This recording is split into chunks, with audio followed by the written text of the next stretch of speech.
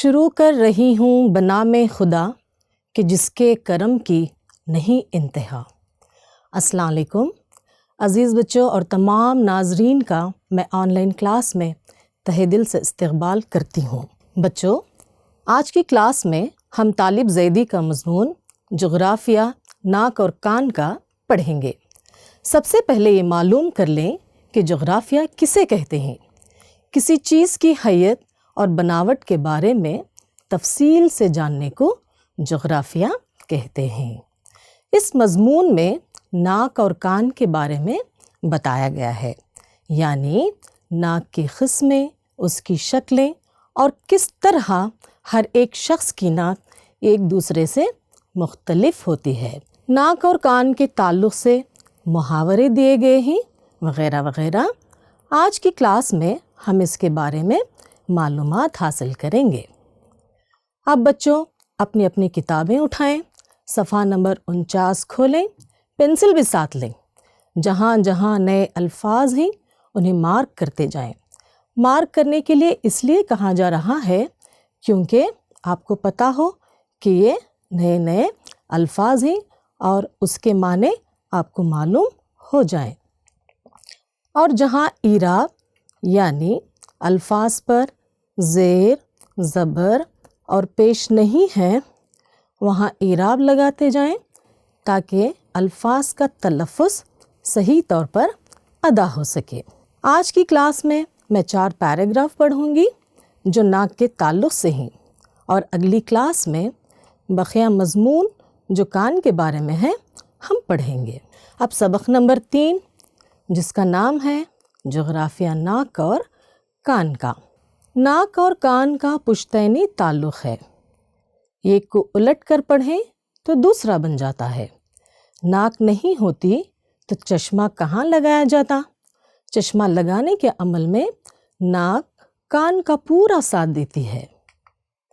پیشانی سے بالکل نیچے، ہونٹوں سے ذرا اوپر اور آنکھوں کے درمیان پائی جانے والی اونچائی کو ناک کہتے ہیں۔ یہ سانس لینے کا کام کرتی ہے اور ہمیں زندہ رکھتی ہے۔ ناک کے ذریعے خراٹے لے کر دوسروں کی نیند حرام کی جاتی ہے۔ ناک کی بہت سی شکلیں ہوتی ہیں جیسے کھڑی، طوطے کی چونچ جیسی، دبی ہوئی، نکیلی، دھاردار، ستواں وغیرہ وغیرہ۔ ناک چاہے جیسی ہو، ہر شخص کو فکر رہتی ہے کہ ناک نیچی نہ ہونے پائے۔ یہ قدم قدم پر کٹنے کے لیے بھی تیار رہتی ہے اور کٹنے کے بعد بھی چہرے پر موجود رہتی ہے۔ کچھ لوگ ایسے ظالم اور بے مروت ہوتے ہیں کہ معمولی سی مکھی کو بھی ناک پر بیٹھنے نہیں دیتے۔ ناک کے ساتھ خطرناک، دہشت ناک، غضبناک جیسے الفاظ بھی سنے جاتے ہیں۔ انتہائی غصے میں یہ بھی کہا جاتا ہے کہ ناک کان کاٹ کر ہتھیلی پر رکھ دوں گا۔ ارے بھائی، جب انہیں کاٹ ہی دو گے تو پھر ہتھیلی پر رکھنے سے کیا فائدہ؟ کبھی کبھی قوموں کی ناکیں بھی داؤ پر لگ جاتی ہیں، لیکن یہ میدان جنگ میں نہیں ہوتا۔ وہاں تو سر کٹنا باعث فخر سمجھا جاتا ہے۔ یہ تو کرکٹ اور فٹ بال وغیرہ کے میچوں میں ہوتا ہے کہ ہارنے والی ٹیم پر الزام لگایا جاتا ہے کہ اس نے قوم کی ناک کٹا دی۔ ناک جاسوسی کے آلے کا بھی کام کرتی ہے، یعنی پڑوس میں کون سا سالن بگھارا جا رہا ہے اس کی خوشبو سے معلوم کیا جا سکتا ہے کہ پڑوسی کے معاشی حالات کیسے چل رہے ہیں۔ کارٹون بنانے والے بھی ناک کی مدد سے ممدوح کی صورت کو ابھارتے ہیں۔ یوں تو ہر ملک، ہر قوم کی اپنی ناک ہوتی ہے اور یہ اسے پیاری ہوتی ہے، مگر کہا جاتا ہے کہ یونانی ناک حسین ترین ہوتی ہے۔ اچھا بچوں، اب مضمون میں آنے والے نئے الفاظ ہم دیکھیں گے۔ پشتینی یعنی بہت پرانا، قدیم۔ خراٹے، سوتے میں خر خر کی آواز۔ آپ نے تو بہت سارے لوگوں کو دیکھا ہوگا کہ کس طرح وہ سوتے میں خراٹے لیتے ہیں۔ ظالم، ظلم کرنے والا۔ بے مروت، लिहाज ना करने वाला बेदर्द। ममदू, जिसकी तारीफ की जाए। इस मज़मून में मुहावरों का भी इस्तेमाल हुआ है, जैसे नींद हराम करना, नाक नीची ना होना, नाक कटना, मक्खी को नाक पर बैठने ना देना, सर कटना, नाक कटाना। अब हम सबसे पहले ये मालूम कर लें कि मुहावरा किसे कहते हैं। मुहावरा वो मुरक्कब मज़दर और उससे बनने वाले अफ़आल व अस्मा जो अपने हकीकी मानी में मुस्तामिल ना हो। मुस्तामिल यानी इस्तेमाल ना हो, यानी कहा कुछ जाए और मानी कुछ और लिए जाएं, मुहावरा कहलाता है। अब हम इसकी मिसालें देखेंगे। जो सबक में मुहावरे दिए गए हैं वो है नींद हराम करना। नींद हराम करने का मतलब सोते में तंग करना, सोने ना देना। अब हम इस मुहावरे को जुमले में इस्तेमाल करना सीखेंगे। अब इसका जुमला देखें। रात को मच्छर ने मेरी नींद हराम कर दी। यानी हम लोगों को इससे आए दिन हमारा वास्ता होता रहता है रात में कि मच्छर के काटने की वजह से हम ठीक तरह से सो नहीं पाते और कहते हैं कि रात मच्छर ने मेरी नींद हराम कर दी, यानी मच्छर ने हमें सोने न दिया। अब इसी तरह दूसरा मुहावरा देखते हैं, नाक नीची ना होना। इसका मतलब है, इस मुहावरे का मतलब है अपनी इज़्ज़त वक़ार को नीचा न होने देना। अब हम इसका भी जुमला बनाएंगे। मैंने अपने मुल्क की नाक नीची न होने दी। अब इसी तरह तीसरा मुहावरा देखें, नाक कटना। इसका मतलब इज़्ज़त व आबरू खाक में मिल जाना। अब इसका हम जुमला बनाएंगे, बुरी आदतों से नाक कटती है। चौथा मुहावरा देखें इस सबक में। ये नाक के पहले हिस्से में आने वाला ये चौथा मुहावरा है, मक्खी को नाक पर बैठने ना देना। यानी इसका मतलब किसी को भी खातिर में ना लाना, किसी का ज़रा सा भी एहसान ना उठाना। अब हम इसका जुमला भी बनाएंगे। बाज़ लोग अपनी नाक पर मक्खी को बैठने नहीं देते। सर कटना, इसका मतलब सर कटाना, जान देना। अब इसका जुमला देखें। हमें सर कटाना मंजूर है, सर झुकाना नहीं। नेक्स्ट देखें, नाक कान काटना।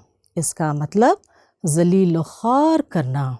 इसका जुमला देखें, नाक कान काटना अच्छी बात नहीं है। यहाँ पर मैं एक और बात बता दूँ कि जब हम मुहावरों को अपने जुमलों में इस्तेमाल करें, ये सरगर्मी दें, तो इसका माना जुमले में इस्तेमाल नहीं करना चाहिए। बस माने को समझना है। जो मुहावरा दिया जाता है उसी मुहावरे को जुमले में इस्तेमाल करना है। अब मिसाल यहाँ पर देखें, नाक कान काटना।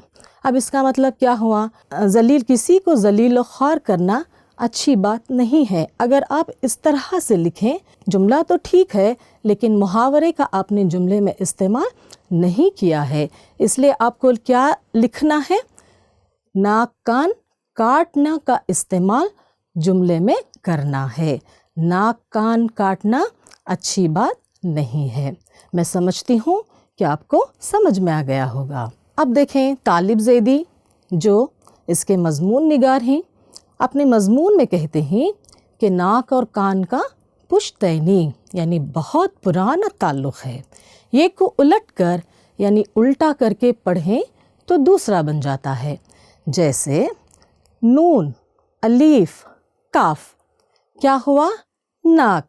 अगर इसी तरह नाक को अगर हम उल्टा करें, यानी पहले काफ लें, फिर अलीफ लें, फिर नून लें, तो क्या हुआ? कान हुआ। नाक को उलट कर पढ़ने से वो कान बन जाता है। इसीलिए मज़मून निगार का कहना है कि नाक और कान का पुश्तैनी यानी बहुत पुराना ताल्लुक़ है। मज़मून निगार का कहना है कि अगर नाक ना होती تو چشمہ یعنی اینک کہاں لگایا جاتا؟ یعنی چشمہ لگانے کے لیے ناک کان کا پورا ساتھ دیتی ہے۔ اب یہاں دیکھیں، ناک پیشانی سے بالکل نیچے، ہونٹوں سے ذرا اوپر اور آنکھوں کے درمیان پائی جانے والی اونچائی کو کہتے ہیں۔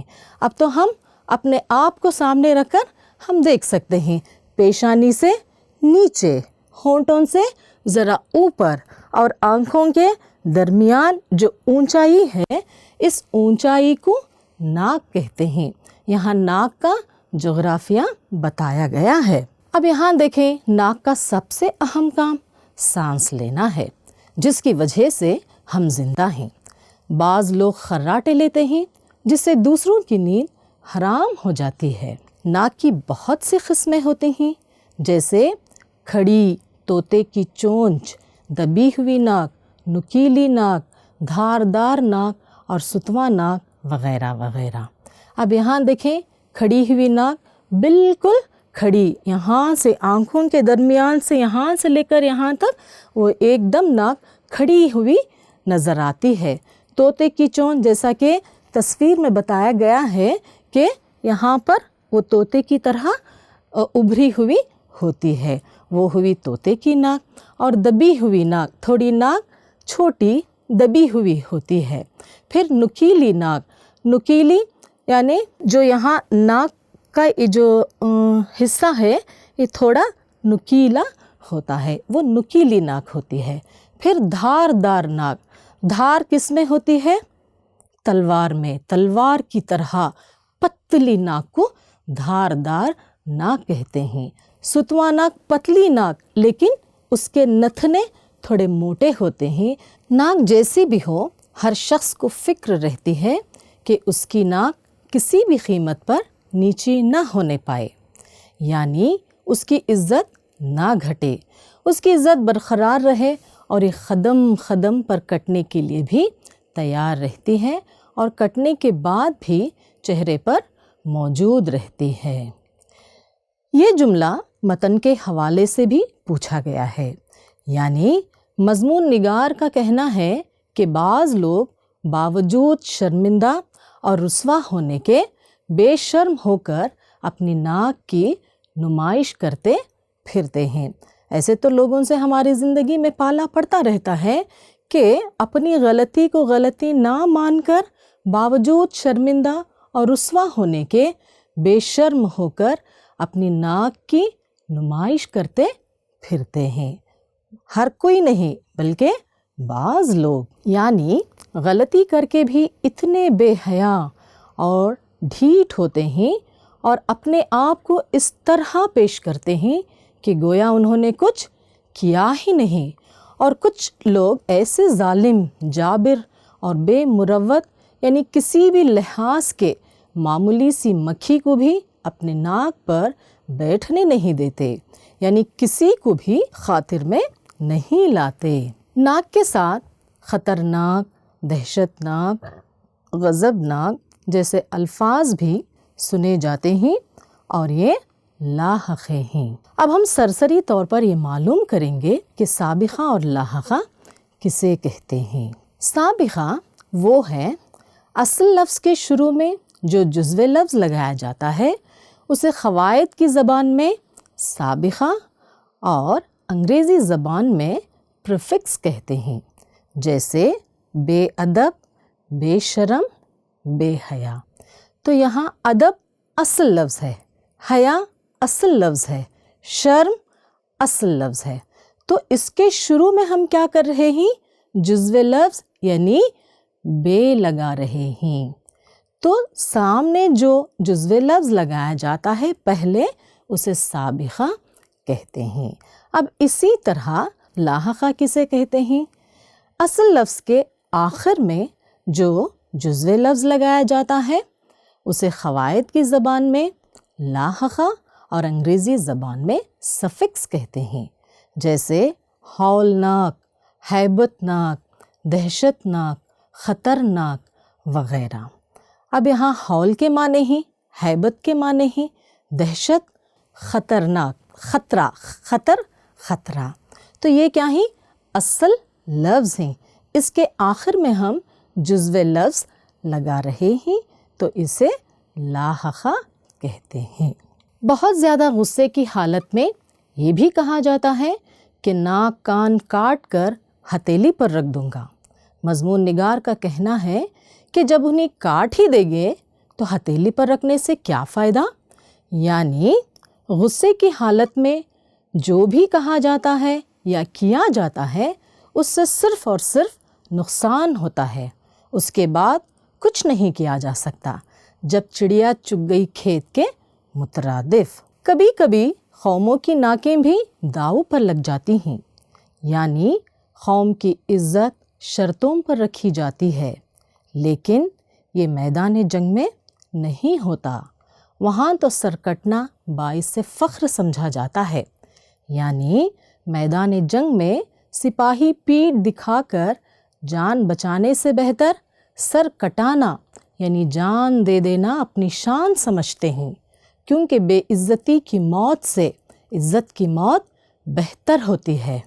آپ نے وہ نغمہ سنا ہوگا، اپنی آزادی کو ہم ہرگز مٹا سکتے نہیں، سر کٹا سکتے ہیں لیکن سر جھکا سکتے نہیں. یعنی ہمیں سر کٹانا منظور ہے لیکن سر جھکانا نہیں. یہ بھی عام ہے کہ کرکٹ اور فٹ بال وغیرہ کے میچوں میں ہارنے والی ٹیم پر الزام لگایا جاتا ہے کہ اس نے قوم کی ناک کٹا دی، یعنی قوم کی عزت مٹی میں ملا دی. اس کے علاوہ ناک جاسوسی کے آلے کا بھی کام کرتی ہے، یعنی پڑوسی کون سے مزیدار پکوانوں سے محظوظ ہو رہے ہیں. اگر خوشبو اچھی آ رہی ہے تو یہ اس بات کا ثبوت ہے کہ پڑوسی کے حالات اچھے ہیں. کارٹون بنانے والے بھی ناک کی مدد سے ممدوح یعنی جن کی تعریف وہ کر رہے ہیں ان کی صورت کو ابھارتے ہیں. اب ممدوح جس کی تعریف کی جائے، تو یہاں پر کارٹونسٹ جو کارٹون نگار ہوتے ہیں، ممدوح یعنی وہ جس شخصیت کی تعریف کرنا چاہتے ہیں تو اس شخصیت کو ابھارنے کے لیے وہ ان کی ناک کو ابھار کر پیش کرتے ہیں. ویسے تو ہر ملک و قوم کی اپنی ناک یعنی اپنی عزت ہوتی ہے اور ہر ایک کو یہ پیاری ہوتی ہے، مگر کہا جاتا ہے کہ یونانی ناک حسین ترین ہوتی ہے. یعنی یونانی لوگ بے حد خوبصورت ہوتے ہیں، اس لیے کہا جاتا ہے کہ یونانی ناک حسین ترین ہوتی ہے. تو یہاں پر دیکھیں تو یونان کے لوگ یہ بھی کس قدر خوبصورت ہے. اس طرح کی ناک رکھنے والی جو شخصیتیں یعنی وہاں کے عام انسان بے حد خوبصورت اور ان کی ناکیں بڑی ہی خوبصورت ہوتی ہیں، اس لیے یونانی ناک وہ حسین ترین کہا جاتا ہے. اچھا بچوں، اب کچھ مشقی سرگرمیاں ہو جائیں. تو سب سے پہلے ایک جملے میں جواب لکھیے کے لیے درج ذیل سوالات یہاں پر دیے گئے ہیں جو 1 مارک کے لیے پوچھے جائیں گے. تو مصنف نے ناک کسے کہا؟ اب سوچیں کہ میں نے آپ کو کیا بتایا. اب دوسرا سوال، سبق میں ناک کی کون سی قسمیں بتائی گئی ہیں؟ تیسرا سوال، ناک کے استعمال سے متعلق سبق میں کون سے الفاظ بتائے گئے ہیں؟ چوتھا سوال، انتہائی غصے میں کیا کہا جاتا ہے؟ سوچیں، میں آپ کے لیے 1 منٹ دوں گی، پھر اس کے جوابات میں آپ کو بتاؤں گی.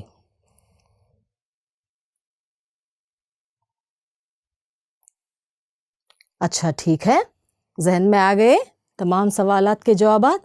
اب ہم جوابات دیکھیں گے. مصنف نے ناک کسے کہا؟ جی ہاں، بالکل ٹھیک لکھا ہے آپ سب نے. مصنف نے پیشانی کے نیچے، ہونٹوں کے اوپر اور آنکھوں کے درمیان پائی جانے والی اونچائی کو ناک کہا. دوسرا سوال، سبق میں ناک کی کون سی قسمیں بتائی گئی ہیں؟ ذہن میں آ گئی نا آپ سب کی؟ کہ ناک کی کون سی قسمیں سبق میں بتائی گئی ہیں؟ سبق میں ناک کی یہ قسمیں بتائی گئی ہیں: کھڑی، طوطے کی چونچ جیسی، دبی ہوئی، نکیلی، دھاردار اور ستواں۔ اب تیسرا سوال 1 مارک کے لیے، ناک کے استعمال سے متعلق سبق میں کون سے الفاظ بتائے گئے ہیں؟ ناک کے استعمال سے متعلق سبق میں یہ بتایا گیا ہے کہ پڑوس میں کون سا سالن بگھارا جا رہا ہے، پڑوسی کے حالات کیسے چل رہے ہیں۔ چوتھا سوال دیکھیں، انتہائی غصے میں کیا کہا جاتا ہے؟ اس کا جواب، انتہائی غصے میں یہ کہا جاتا ہے کہ ناک کان کاٹ کر ہتھیلی پر رکھ دوں گا۔ اب اسی طرح 2-3 جملوں میں جواب لکھنے کا ایک سوال اس حصے میں پوچھا گیا ہے جو 2 مارکس کے لیے پوچھا جائے گا۔ مصنف نے یہ کیوں کہا ہے کہ ناک اور کان کا پشتینی تعلق ہے؟ مصنف نے ناک اور کان کا پشتینی تعلق ہے اس لیے کہا کہ کان کو الٹ کر پڑھنے سے ناک اور ناک کو الٹ کر پڑھیں تو کان بن جاتا ہے۔ اب دیکھیں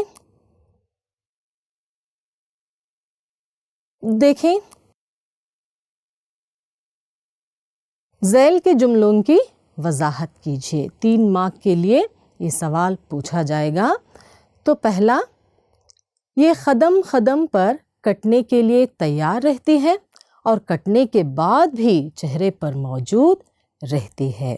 تو آپ کو اس طرح سے اس کا جواب لکھنا ہوگا کہ یہ جملہ کون سے سبق سے لیا گیا ہے، اور سبق یا مضمون، اب یہ کیا ہے؟ آپ جو پڑھ رہے ہیں جغرافیہ ناک اور کان کا ایک مضمون ہے طالب زیدی کا لکھا ہوا، تو یہ کون سے سبق یا مضمون سے لیا گیا ہے، اس کے مضمون نگار یا مصنف کون ہیں؟ جب بھی اس طرح کا سوال پوچھا جائے گا کہ جملوں کی وضاحت کیجیے تو سب سے پہلے آپ کو کرنا کیا ہے، یہ جملہ کون سے سبق سے لیا گیا ہے، اس کے مصنف یا مضمون نگار کون ہیں، یہ کس نے کب کہا، بس اتنا آپ کو لکھنا ہے۔ اب دیکھیں، یہ قدم قدم پر کٹنے کے لیے تیار رہتی ہے اور کٹنے کے بعد بھی چہرے پر موجود رہتی ہے۔ آپ کو اس طرح لکھنا ہے، یہ جملہ طالب زیدی کا مضمون جغرافیہ ناک اور کان کا سے لیا گیا ہے۔ جو لوگ غلطی کر کے بھی اتنے بے حیا اور ڈھیٹ ہوتے ہیں اور بجائے اپنی غلطی پر شرمندہ ہونے کے بے شرم ہو کر پھرتے ہیں۔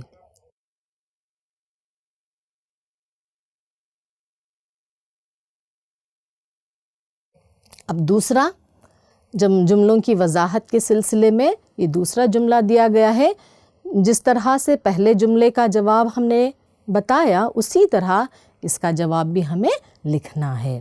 یہ تو کرکٹ اور فٹ بال وغیرہ کے میچوں میں ہوتا ہے کہ ہارنے والی ٹیم پر الزام لگایا جاتا ہے کہ اس نے قوم کی ناک کٹا دی۔ تو آپ کس طرح لکھیں گے؟ یہ پہلا جو جملہ ہے وہ سب کے لیے یکساں رہتا ہے۔ یہ جملہ طالب زیدی کا مضمون جغرافیہ ناک اور کان کا سے لیا گیا ہے۔ تو پہلے جملے میں بھی وہی یہ جملہ کس سے لیا گیا تھا؟ طالب زیدی کا مضمون جغرافیہ ناک اور کان کا سے لیا گیا ہے۔ مضمون نگار لکھتا ہے کہ اکثر ہارنے والی ٹیم پر یہ الزام لگایا جاتا ہے کہ اس نے قوم کی ناک کٹا دی، یعنی قوم کی عزت مٹی میں ملا دی۔ اب گھریلو مشق دیکھیں۔ اب گھر پر آپ کو یہ کام کرنا ہے، درج ذیل کے جواب لکھیے۔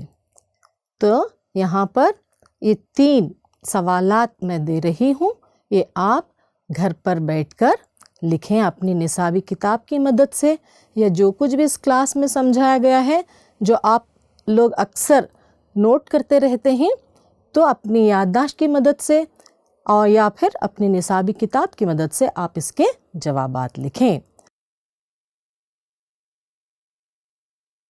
تو پہلا سوال، سبق میں ناک کی کون سی قسمیں بتائی گئی ہیں؟ دوسرا سوال، انتہائی غصے میں کیا کہا جاتا ہے؟ تیسرا سوال، مصنف نے یہ کیوں کہا ہے کہ ناک اور کان کا پشتینی تعلق ہے؟ اب یہ دوسری مشق لیں، گھریلو مشق کے لیے متن کے حوالے سے تشریح کیجیے۔ یہ جملہ آپ کو لکھنا ہے بغیر کسی مدد کے، آپ اپنے ذہن پر زور ڈالیں اور لکھنے کی کوشش کریں۔ یہ قدم قدم پر کٹنے کے لیے تیار رہتی ہے اور کٹنے کے بعد بھی موجود رہتی ہے۔ پھر اگلا سوال، سابقہ اور لاحقہ کسے کہتے ہیں؟